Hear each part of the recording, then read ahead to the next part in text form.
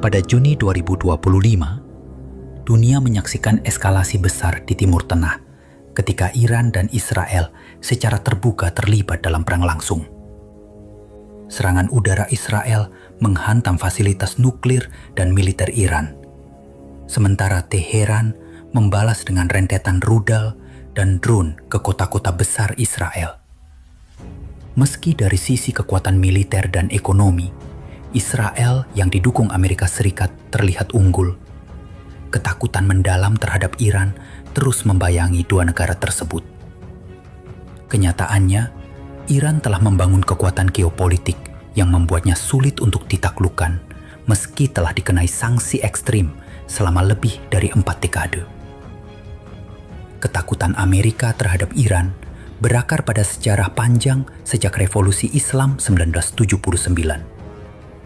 Saat itu, rakyat Iran menggulingkan Shah Muhammad Reza Pahlavi, sekutu kuat Amerika Serikat, dan mendirikan Republik Islam di bawah Ayatollah Khomeini.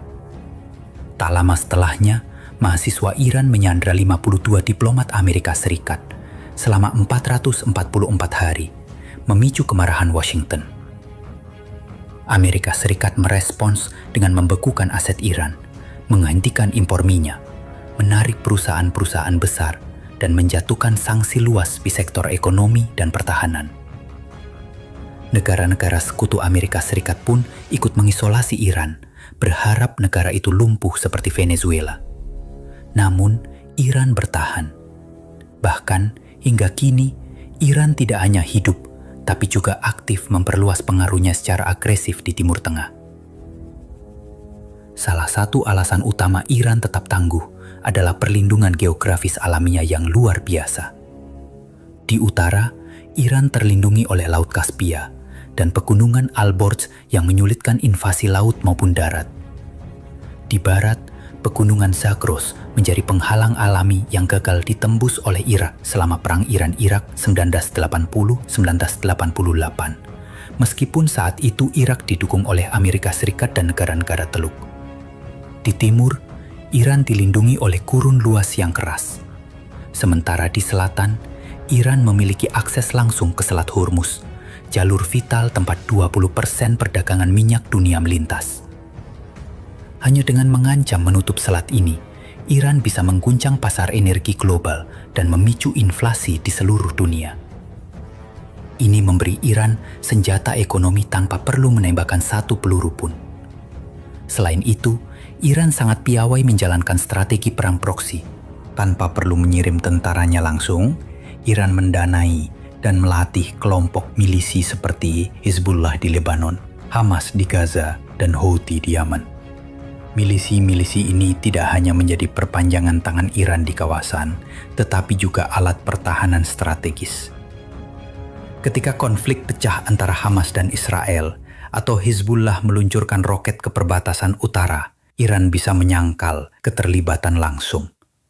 Namun, pada kenyataannya, semua ini adalah bagian dari jaringan militer Iran yang disebut poros perlawanan, axis of resistance. Lewat strategi ini, Iran berhasil menguasai pengaruh politik di negara-negara seperti Lebanon dan Suriah tanpa perlu menduduki wilayah secara fisik. Kekuatan lain yang membuat Iran menakutkan adalah kemampuannya mengembangkan teknologi militer murah namun efektif.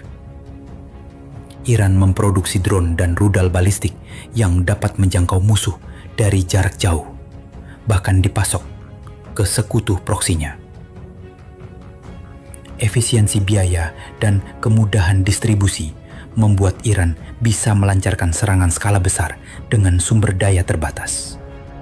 Namun yang paling mengejutkan adalah bagaimana Iran terus membiayai semua ini meski diisolasi dari sistem keuangan global. Iran mengembangkan teknik rumit namun efektif untuk menghindari sanksi. Salah satunya adalah metode wire stripping, di mana transaksi dilakukan lewat rekening bank luar negeri milik Bank Iran, sehingga menyamarkan asal-usul dana. Iran juga mengandalkan sistem informal hawala, jaringan pengiriman uang tanpa perlu lewat bank internasional.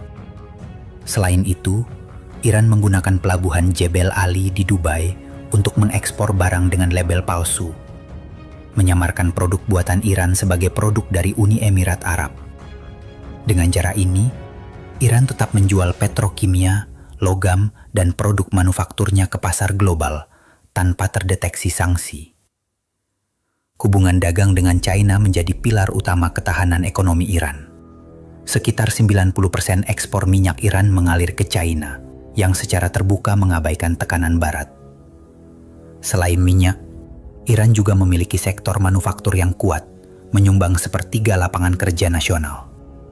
Produksi lokal dari otomotif hingga industri plastik membuat Iran tidak terlalu tergantung pada impor. Iran secara perlahan menjadi ahli dalam hidup di bawah tekanan, menjadikan sanksi bukan sebagai penghalang, tapi sebagai tantangan yang harus dilompati dengan kecerdikan sistemik. Kini, dengan perang Iran-Israel yang telah meletus secara terbuka, semua elemen kekuatan tersebut sedang diuji. Iran meluncurkan ratusan rudal dan drone ke kota-kota Israel. Meskipun serangan udara Israel berhasil melumpuhkan beberapa instalasi strategis Iran, namun kemampuan negara itu untuk membalas tetap utuh. Dunia kembali disadarkan bahwa Iran bukan sekadar negara berkembang dengan ekonomi terbatas, tetapi sebuah kekuatan strategis yang tahu bagaimana bertahan dan menyerang dengan cara tidak konvensional. Kisah Iran mengajarkan satu hal penting dalam geopolitik modern. Kekuatan sebuah negara tidak hanya ditentukan oleh GDP atau jumlah tank, tapi oleh seberapa cerdas ia menggunakan geografi, diplomasi alternatif, strategi proksi, dan sistem ekonomi bawah tanah untuk mempertahankan kedaulatan dan memperluas pengaruh. Inilah alasan mengapa Amerika dan Israel, sebesar apapun kekuatannya, tetap berhitung dua kali sebelum mencoba menaklukkan Iran.